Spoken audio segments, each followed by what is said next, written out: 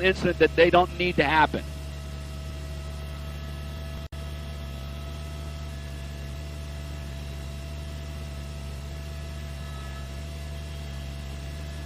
Trying to figure that one out right this second. I believe we just passed 70. We're approaching, if you know where the Garner Towers are, we're just almost abeam them, the television towers, going westbound on I-40, as you can see. Once again, 11 vehicles trailing him at this point.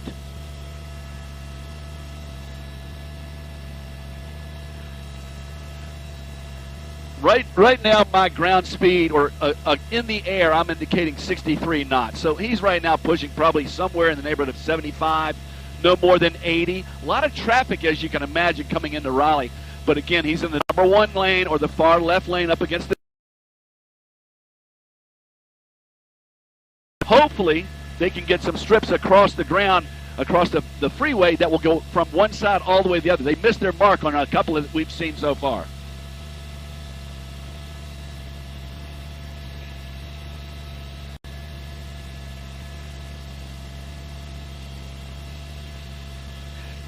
Not that I've seen so far. Right now he's pulling up behind a big rig trailer, and him again. He's just trying to. Let's see. I'm trying to pick up on. He's getting behind the SUV now, or behind the big rig. The question is now, will he try to get off at some point, which may be coming up? I believe was this Brian 40. I believe upcoming. If you can pull back a little bit, that'd be great. Yeah, there you go.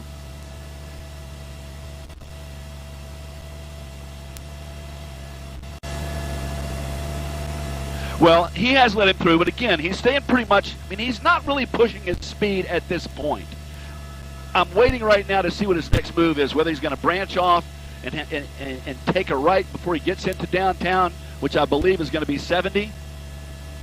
So we're just, he's messing around right there. He's getting behind a dump truck, going back into that number 1 lane, still being tailed. And you can see that the law enforcement are weaving around lanes following him at this point.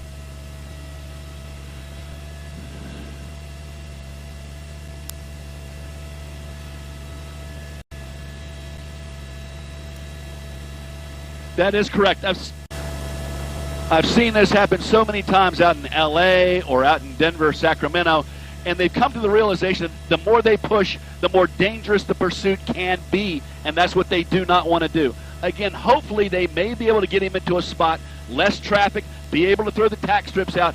If potentially they could get him in a wide open space, at that point they may be able to do a pit maneuver, but at this point it's wide open, letting him play it out and just try to keep him calm. That's what they're trying to do at this point, trying to keep him calm, to keep him in a direction that they can work with.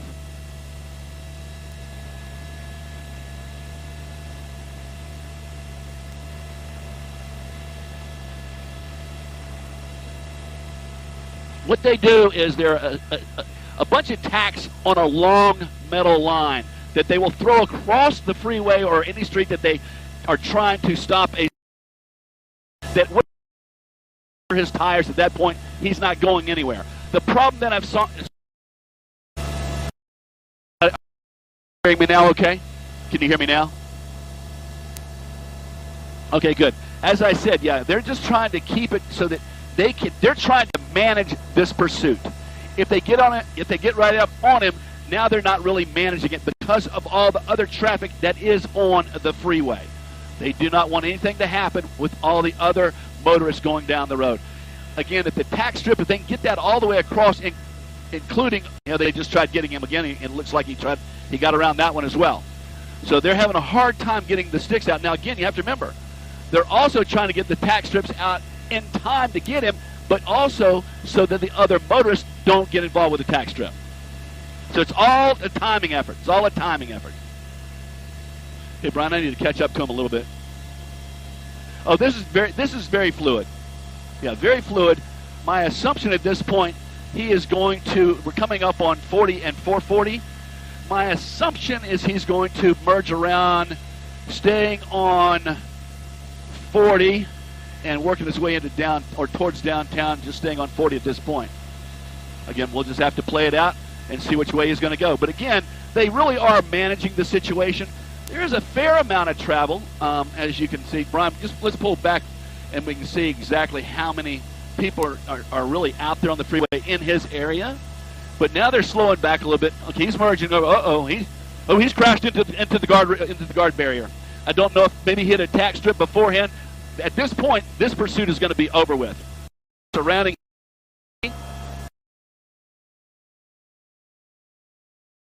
I didn't see him hit the strip, but at this point, he's getting out. He's running across. You can see, but this is over. I mean, he's not going to go very far. He is not going to go very far. With law enforcement there, he can try to dodge and weave all he wants. This is it.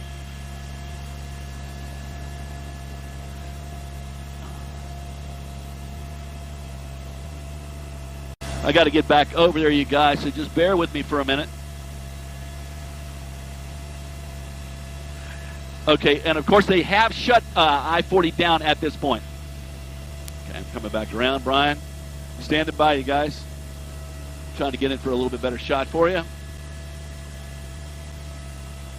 So the good news is that last tack strip was able to stop him. He kept on running for a bit, but finally he lost control of the vehicle into a guardrail on the right-hand side, which would be the number 2 lane. He gets out, crosses over the Jersey barriers, and at this point you can see they have cuffed him.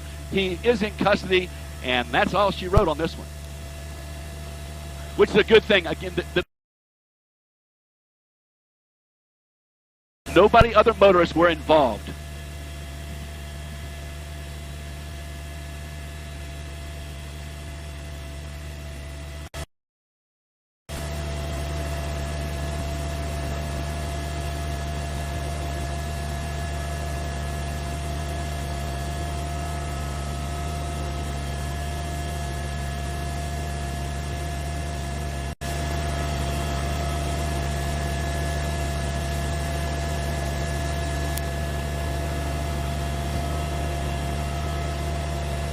No.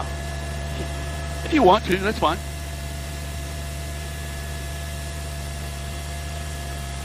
The good news is they were able to capture this guy without any incident to anybody else traveling on the road. At this point, the traffic is blocked up, but they got the suspect.